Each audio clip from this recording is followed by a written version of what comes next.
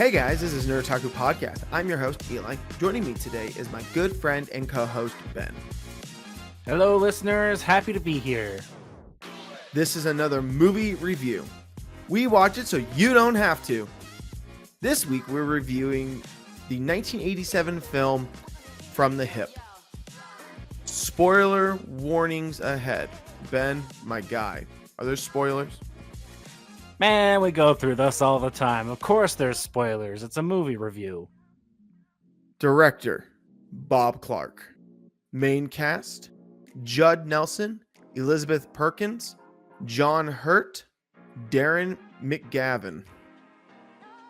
The synopsis for this film is Robin, 1 year out of law school with one trial, gets set up with an unwinnable murder case for having forced his law firm to make him partner with unethical behavior, tarnishing the firm. Ben, my guy. This film, it was mediocre to me. When I started watching this, I felt no attraction to it. I didn't feel anything. This film was a little rough throughout. But how did you feel about this film? Because this is one of the films that you suggested to us to watch, and I wanted to know how you felt overall. I actually quite enjoyed this film. I thought it was a great comedy relief with some seriousness added into it. I've enjoyed this film since I was 12, and I thought it would be a pretty good one to do for the podcast because it's on my top 25 list. I actually really enjoy, especially seeing Judd Nelson play a comedy act rather than his usual angry self that in the films he's usually in. I found quite a bit of enjoyment in this. Yeah, see, you and me, we're kind of opposite. I found little to no joy to this film. I just couldn't get myself to connect with anything throughout this film. So I rated it at a 5.25. Mine was an 8.25. Wow. The differences there are astounding. Well, we'll see why. We'll see why. So let's start off with plot. 0.75. I gave it a 0.5. Why? The story started off as this guy's being a lawyer and for a Boston firm because he just got out of law school. And really, the story was like him trying to win the case and unethically.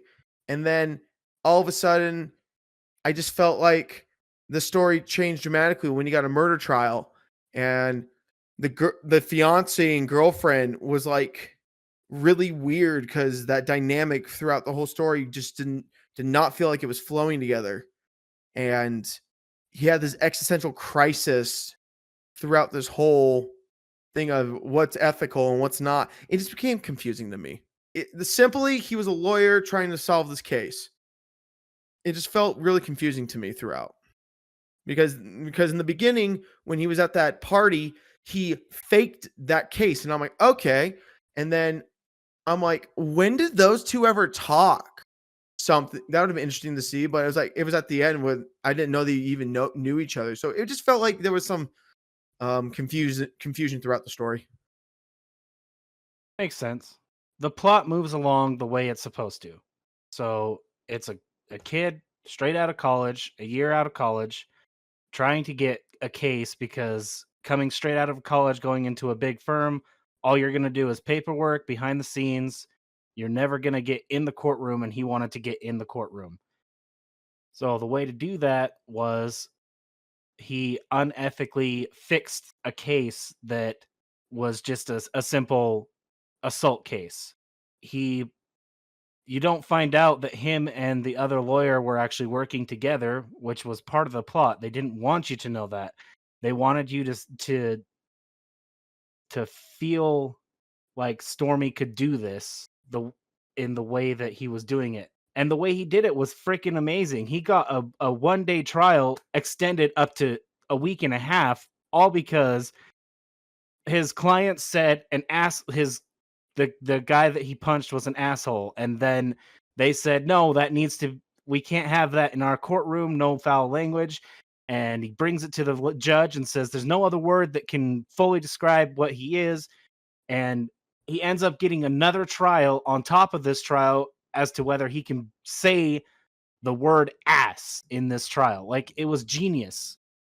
And he brings in this fucking pile of books showing that every person in literature has literally written out asshole, that people to describe dumb people, the best way to do it was asshole. And he ends up winning that part of the trial. And then towards the end, he ends up winning the trial for the defendant who had punched the banker. Even though it was set up, their lawyering was real, but they met in secret to tell each other what they were going to do to make them both look good. And that's how the other lawyer became a DA and he became a partner. It was just creative as fuck the way he did it. Like, throughout the whole first trial he ever did was just super creative. It was really well done and I really enjoyed it. It made me laugh. I loved it. And the way that later on they're trying to get him kicked out of the partnership. They're trying to find a way not to make him a partner, and it turns out that he grew fame from that one trial, that every partner would receive 28 to $32,000 more a year. Every partner, not together, every partner, if he becomes a partner. And so they had to make him a partner.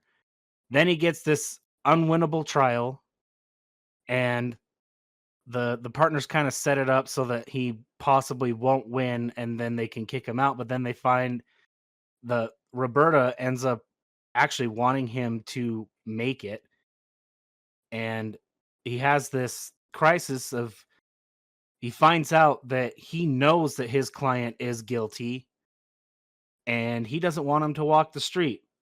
The reason there was that crisis in his head is because, do I do my job and let this guy go free, or do I get possible disbarment by getting a mistrial and getting this guy locked up instead, having him admit his guilt.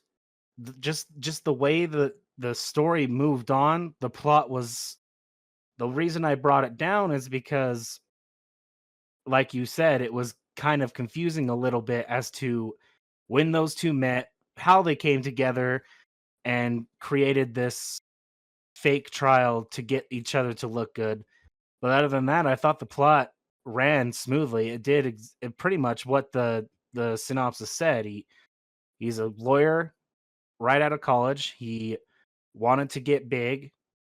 He did an unethical thing by fixing a trial, and now his crisis is, do I let this killer go, or do I possibly get disbarred and get him booked? And I thought that it delivered it really well. I there were many funny parts throughout this film. I don't know if you found them funny. I guess you didn't, but I loved that trial. Number one, freaking bringing in all these books, getting the judge all confused. It was great. And the the celebration dance. That celebration dance is, it's just fucking amazing. It made me laugh so hard. A guy in an elephant mask, uh, his other friend in the ski get up, and him in the freaking like lion gear, whatever, and they're doing that that dance. Like, there are many videos, there are vines, there are TikToks, there's plenty of things that have copied that and made it go viral, because that it's hilarious the first time you watch it, and even the seventh time I've watched it, it still makes me laugh every time I see it. There are plenty of funny parts in this film, and I don't know, I really enjoyed this plot. It was really well done. I've liked it since I was little, and I still like it. That part, the way you talked about it, it was actually funny. That was, like, the one part for me that I thought I was like, I love the guy scooting on his butt, right? and then I love that the girl, Joanne, she was wearing those, like, The ridiculous monster feet. monster feet. She's There's like like, she's like, "Come "Be on, adult." yeah, come on, guys, let's be adults." And then she walks out of the bathroom with the freaking monster feet on. Yeah, I thought that was great. Yeah, no, that was the funny part. That's probably one of the only funny parts I found, like, actual enjoyment. Acting. I gave that a 1. I give that a point 5. Wow, you really didn't like this film. I thought John Hurt was the best actor in this film. I Oh, thought yeah. he was by There's no far argument there. the best actor in this film. He gave a great performance when he was giving those lines about talking about the hammer hitting the girl in the head, where he's staring out in the distance in that private room with Robin and Steve and Larry, those three lawyers. I was like, man, that was such a great moment. The chemistry with Robin and Joanne, it felt so rough to me. It just felt so dry and flat. That ending, I was like, oh, they're gonna go for a kiss and go for that. No, they went for a hug. They went for a hug. I thought they would have gone for the kiss. So I was like, I felt that the acting in this was a little flat. John, like I said, he was the best one. And I didn't like Judd Nelson's role. I didn't really like it. I didn't find it captivating. I didn't He had some funny moments, but I didn't really find him to be all that great. I felt the inexperience in Elizabeth Perkins. Like, this was her second film she ever did, and you can see it when she had those one-on-ones with Judd. It just felt really uncomfortable. Like, she was trying to say some lines, and I would think the scene would end, and then all of a sudden, no, she would keep talking. I'm like, oh, okay.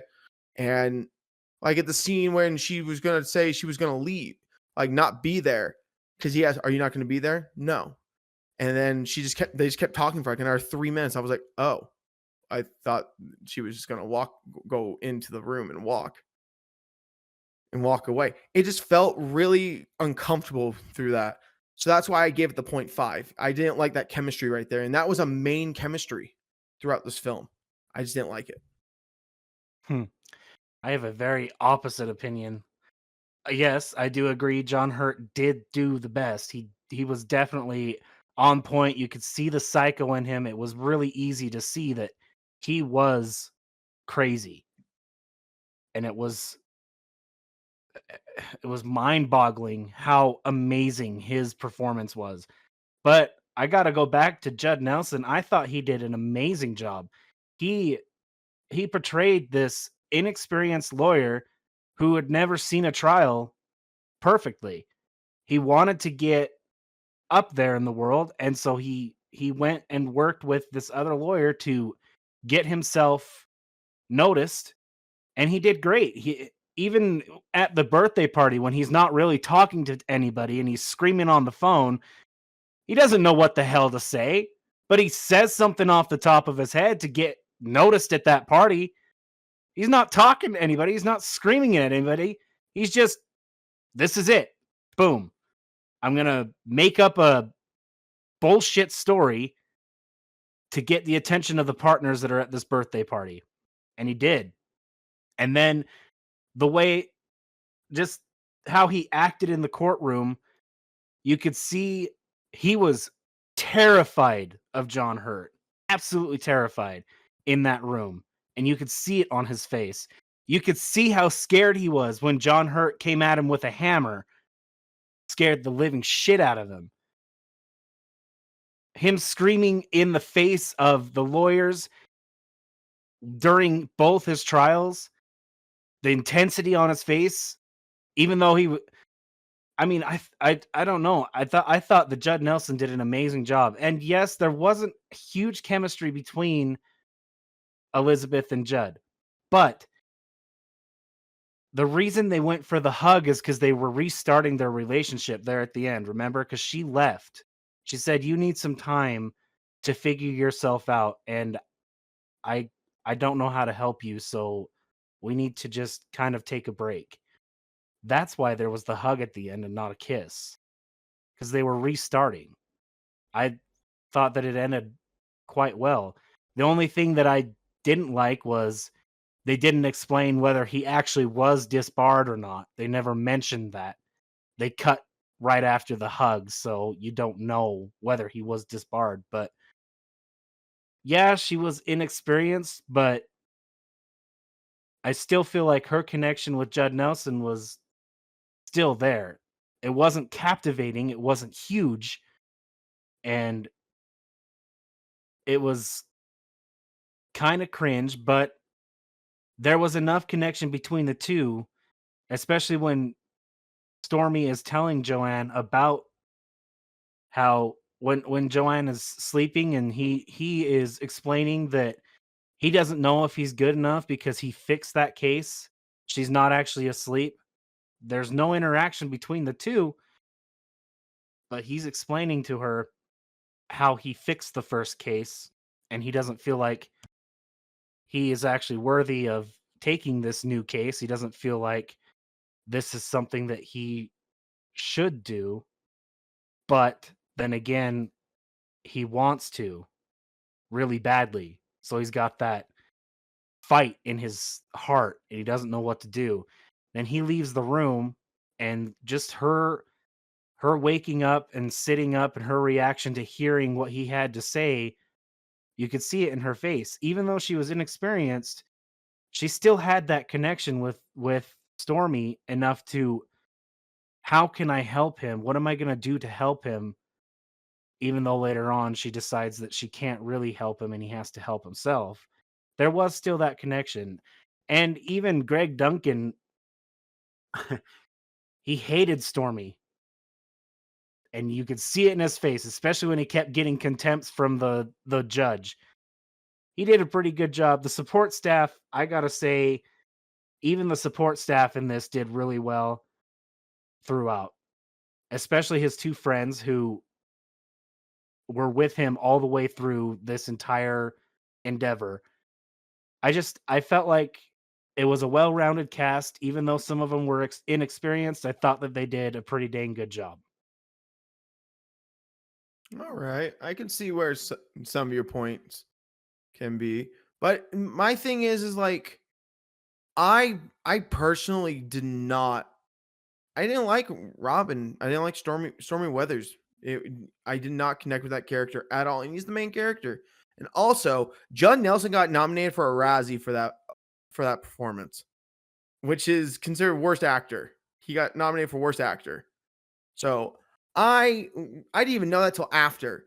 And it was one of those things where I'm like, yeah, I could feel it. I could feel the character wasn't, for me, fully developed. You could feel the nervousness in him for this role because he was the main guy.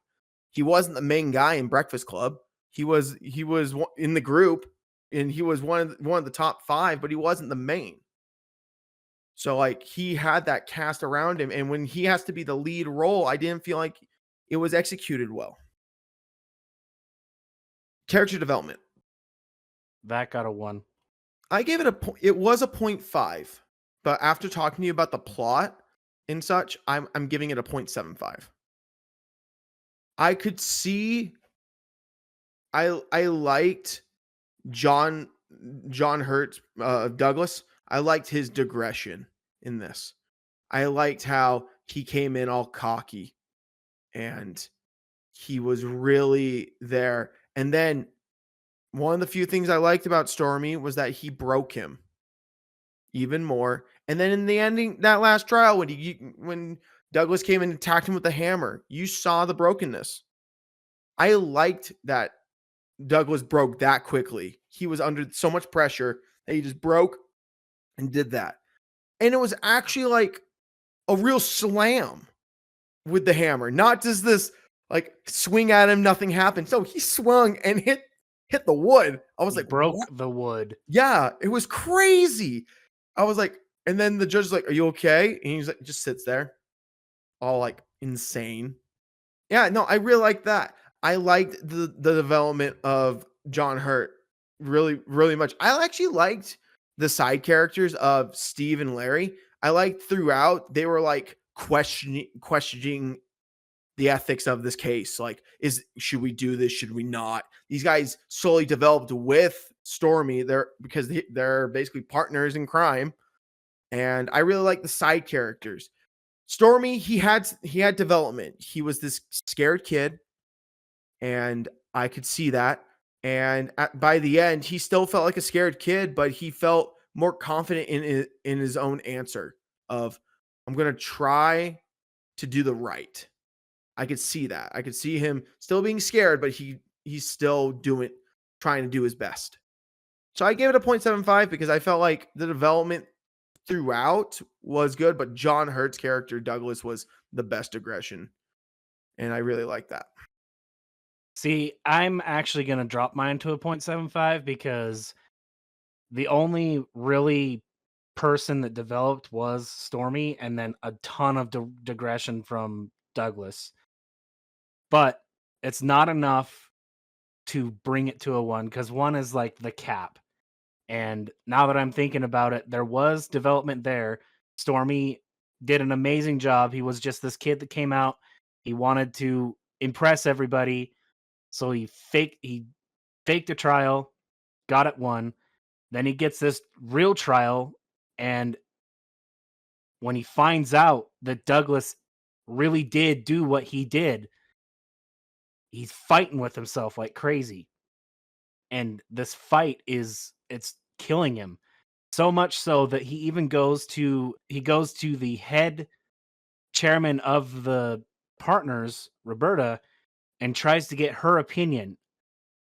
He wants to know what's right, what should I do? And Roberta at first tells him, "Get your client off. That's your job."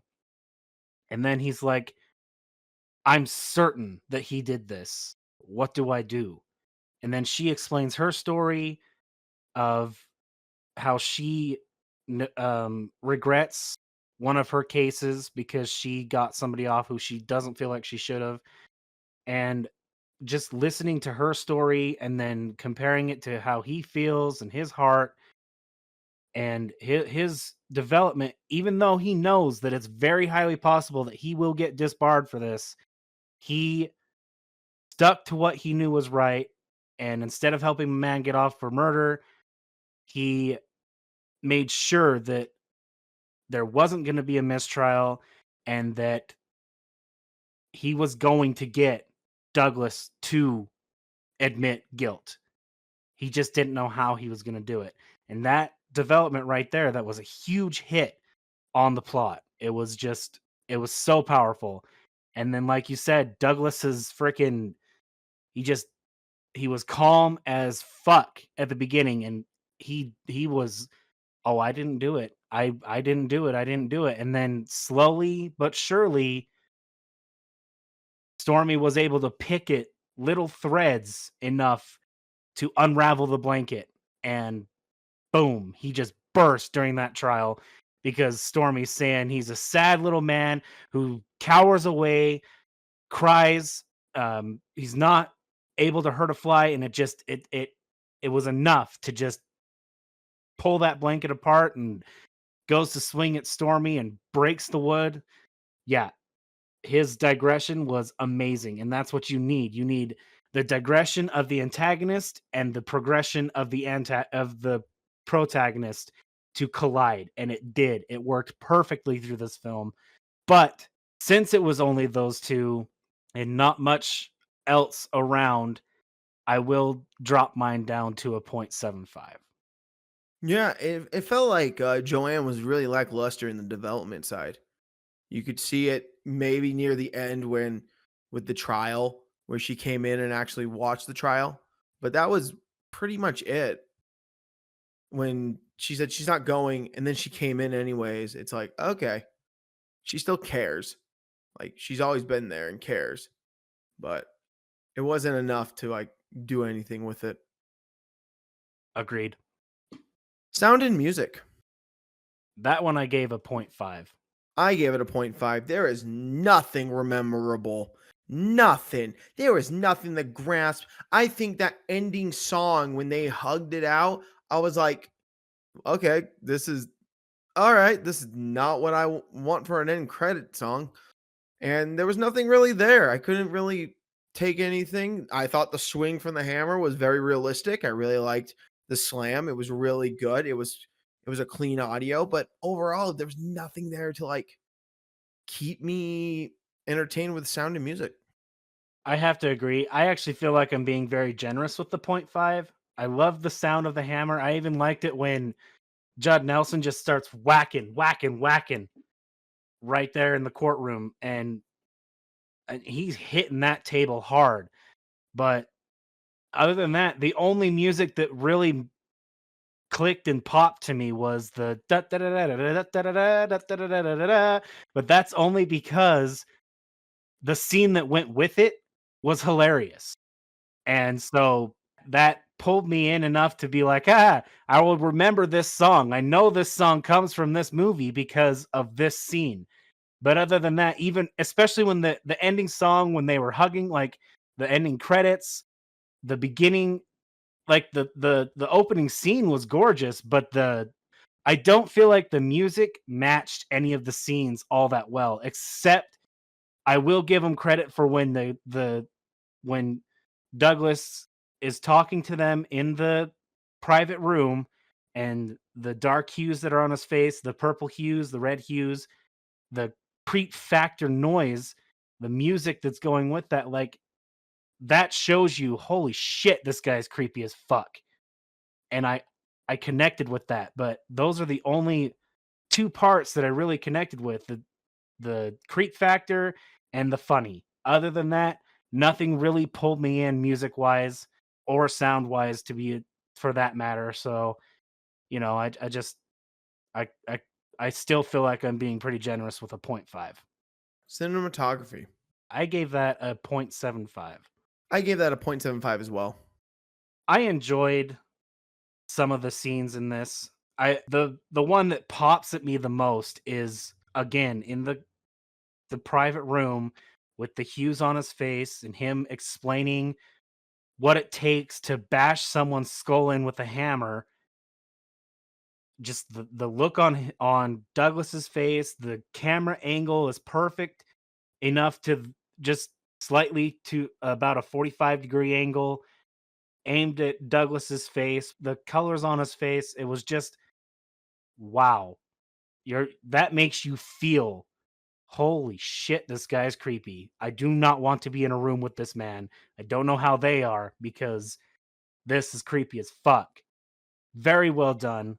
I enjoyed seeing the city. I enjoyed seeing how they constantly had to go from the courtroom to the chambers in the first trial because Stormy was being Stormy and he was just fucking around but winning a trial.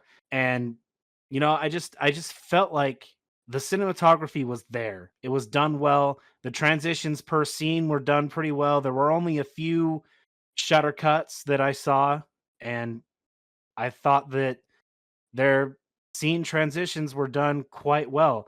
I I thought that our cinematographer did a very good job in this film. Just not quite enough to make it a 1, but enough that it still kept you captivated and captured in this film through its cinematography. I agree with you there. The cinematography was good. It was good throughout, but it wasn't top tier. If you had to give it a letter grade, I'd give it like a B minus, maybe a C plus. It was there. It was good. Like, don't get me wrong, but I really, like you said, when Douglas was looking out when he was talking about that murder. Oh my gosh, the coloring and the lighting was so good, and you could see Stormy in the background just looking terrified. Oh, no, overall, I thought it was good, but it wasn't there. Just needed something else, needed something more. It wasn't like 1917. It wasn't like those films we gave ones to. It still needed something to make me go, "Wow." There was no wow in this. Directing. I gave that a 1. I gave it a point 0.5. Why? I did not like his directing style. I've seen his previous films, and I really I never really liked his work. He's the director of Porky's, and I never really liked that, and you can feel the same style here. He was trying to get that really like loud comedy, the slamming, the rambunctious, and I just never connected with it. I just didn't like the style he was trying to get with the mixture of comedy and seriousness. I never connected with it because I just never found it. There was that one part when he, like I said, was funny when they were dancing and being all dorks for winning the first case, but that was pretty much it. I never really thought that the fluidity of comedy to serious was all that well done. I thought that he actually did a really good job with this. I actually like some of his films. He did Christmas Story. I grew up watching Porky's. I wasn't supposed to watch Porky's, but I watched Porky's. I liked Porky's. No one was supposed to watch Porky's, dude. Come on, that was a film where you hid that under your bed because your parents will find out that you're watching it. Well, for me, my brothers had it, and so I just watched it. But I I thought that he pushed this film the way it was supposed to go. This kid who doesn't know anything, he showed this by making him push the buttons of everyone around him, making him Stormy. He was a character that wanted what he wanted in the now, and therefore he's going to do what he can to get it.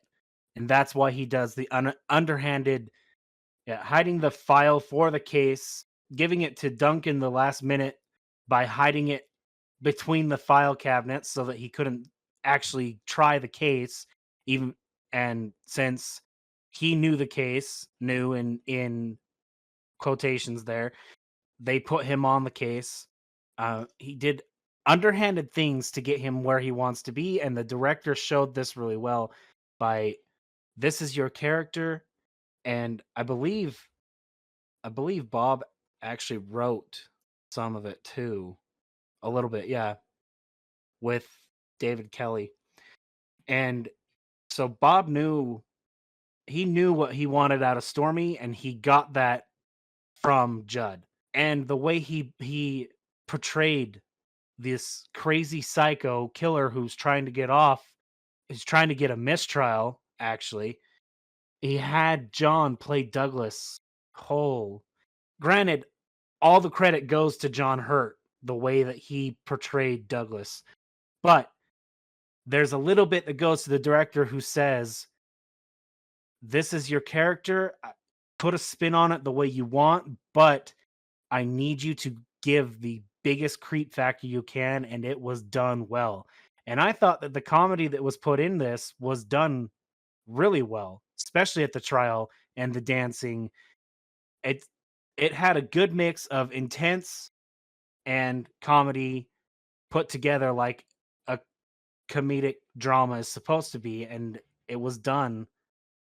I thought the direction the director took was just mm, right there, right where it needed to be, and I really didn't see any flaws in the approach he took to push the plot forward. Yeah, see, that's where we both stand differently. Felt like there was many flaws throughout because I didn't find that connection. But I could see that you really enjoyed this film. Attraction, 0.75. point 0.5. I love the comedy bits. I love the scenery. I really enjoyed the acting given by John Hurt. I wasn't a big fan of the music, but the cinematography brought it in, the character development brought it in, the acting brought it in. I just felt like there was enough there to keep my attention on this story. To it it captivated me, it pulled me in, and that's what I'm looking for in attraction. It's just enough to just really bring you into the story and keep your focus on the movie.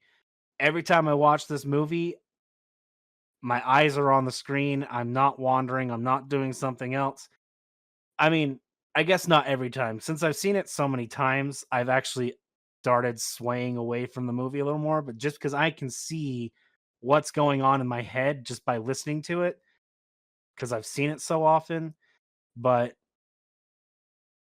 other than when I first watched it and the next couple times after, my eyes were always on the screen. I was never wandering. I wasn't on my phone, on a computer, doing laundry, cooking. It was I was there, and that's what I'm looking for in attraction, and I thought that it was enough to pull me in. There were just the few minute details, like Joanne's character not really giving much to you, um, a few other characters that just kind of mixed in the background that didn't really have much to do with progressing the story, and the music that didn't really pull you into the story. There's just the very minute things that couldn't quite get my attraction all the way up to a 1, but there's enough there that brought it to a 0.75, keeping my attention on this film. I will tell you now, I paused this film like 4 or 5 times. I was not I was wandering way too much throughout this film. I was losing my interest throughout this film. So for me, I couldn't justify saying giving a 0.75. Like I agree with you. The sound was okay. Could have used some work, but the cinematography was good. And I felt like it would just I wasn't connecting. I wasn't finding that attraction that keeps me going. There was humor, very little humor to me, and there were parts where the acting was super good and super serious. Near the ending, it was great, but it was to the ending that made me like, "Oh, this ain't bad." But the beginning and wasn't keeping me there. If I wasn't here for the podcast watching this, I wouldn't have finished it. I was that unattracted by it. Dialogue.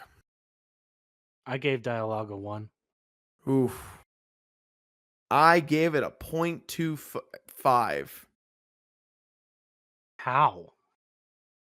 The only line that I felt that was remotely there was when John was talking about the killings. And that was it. There was nothing else I can think of that was memorable throughout.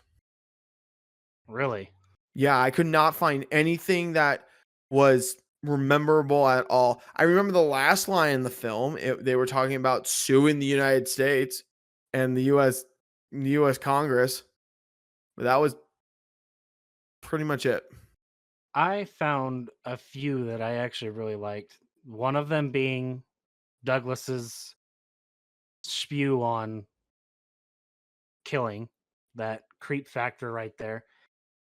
Another one was at the beginning that I thought was pretty funny is when Stormy is trying to wake Joe up and he can't. And he's like, phase 1, waking you up nice and softly. Phase 2 is the chalkboard. And then phase 3 is you're not going to like phase 3, so you better get up. And she decides not to get up. And so he goes over and just kind of gently talks to her.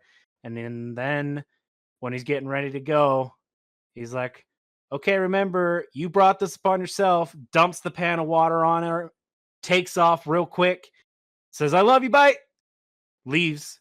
And she's like stunned with being shocked, waking up to super cold water. And then she looks at the clock and she's like, 7 a.m. Why didn't you wake me? Even though he spent 40 minutes trying to wake her up. I thought that was really funny.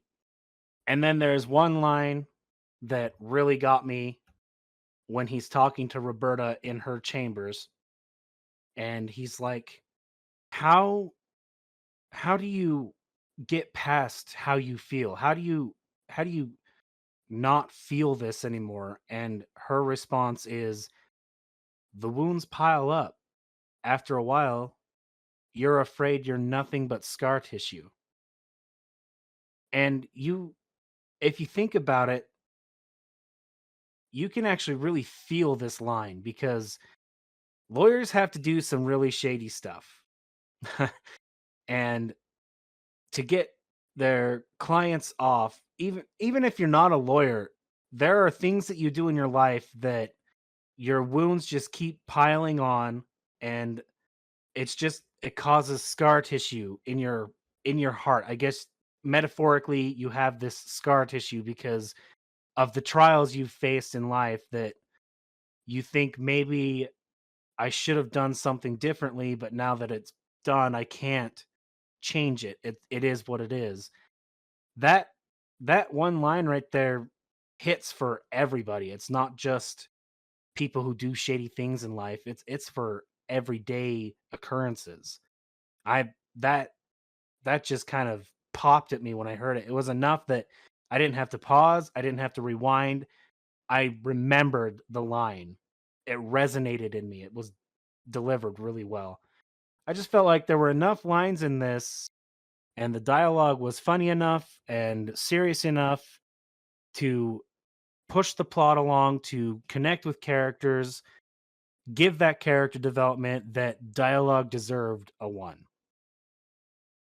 I'll give it to you there on the line with Roberta in The Office. That was actually a super good line.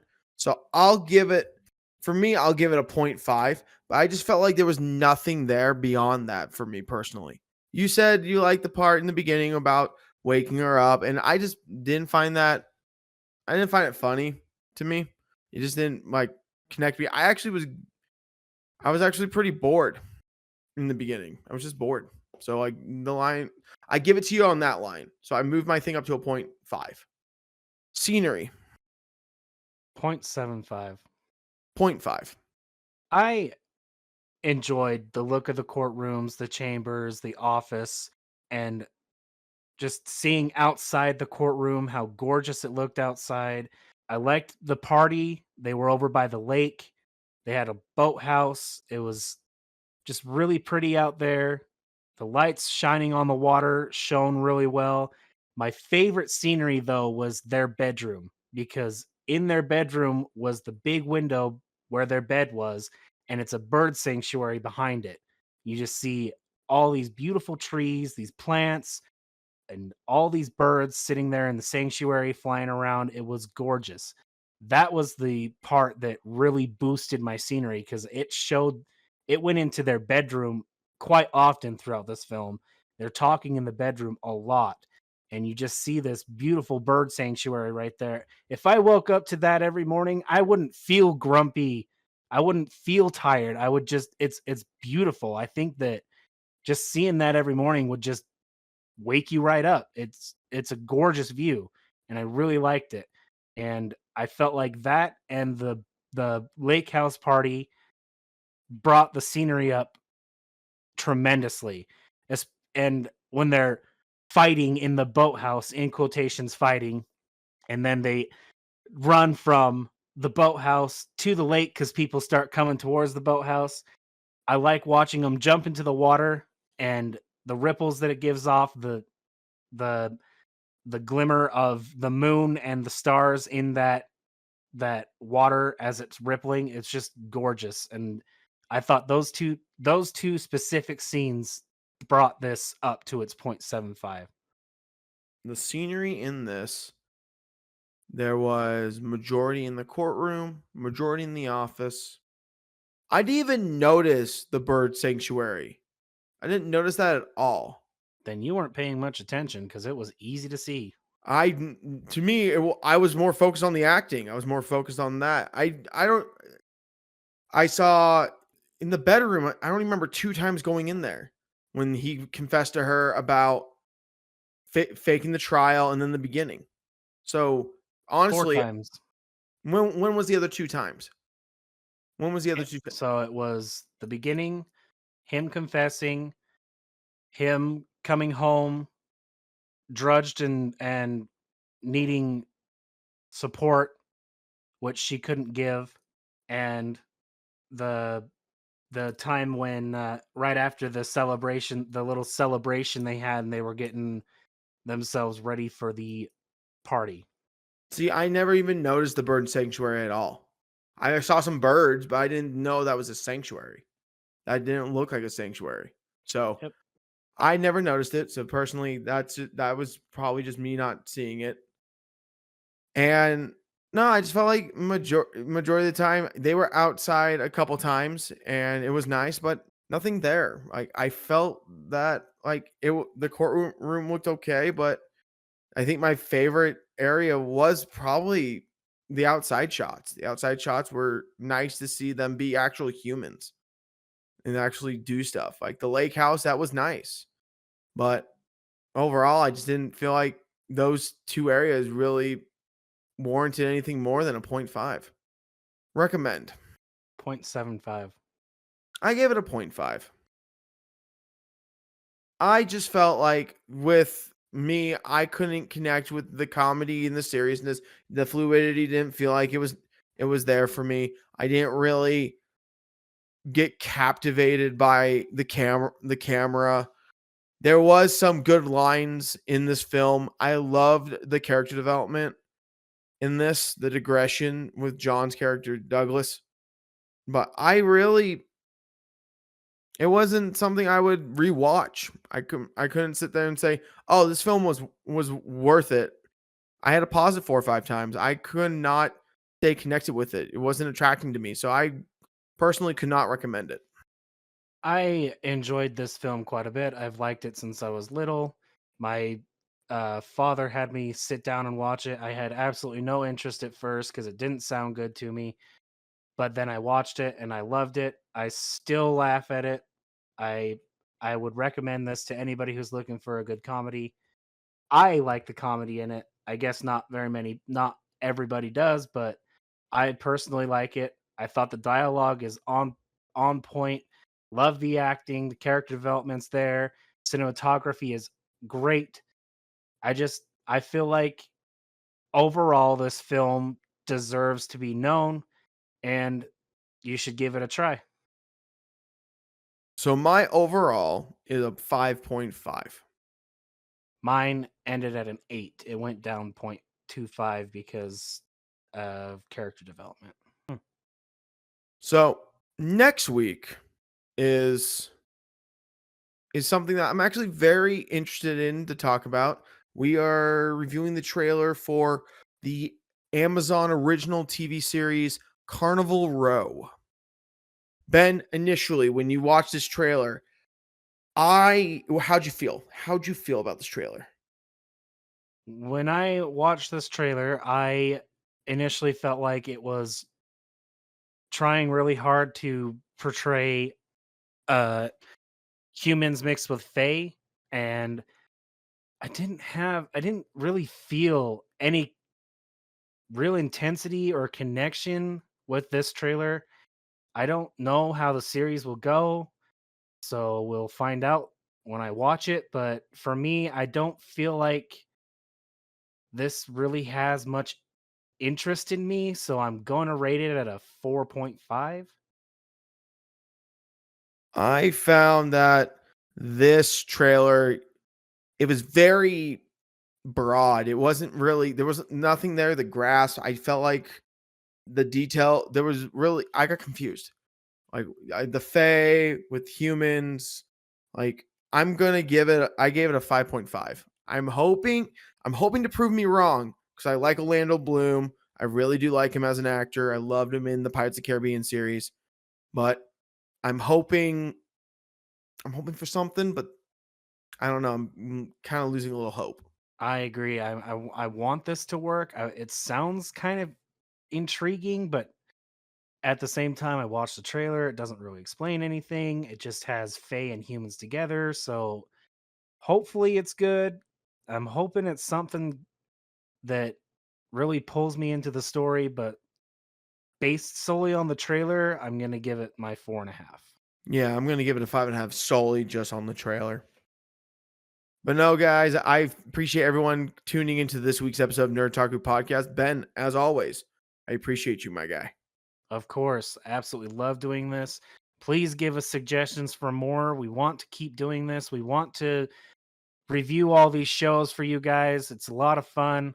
So comment and follow so that we can what you like or what you don't like on this show and review it for everybody else. So as always, guys, don't forget to like, share, subscribe.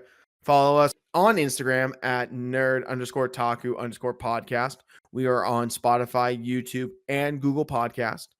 Go check out our episodes. We have 17 other episodes. You should go check those out. And as always, guys, I'd like to thank all of you for tuning into this week, and you guys stay safe. Thanks, guys.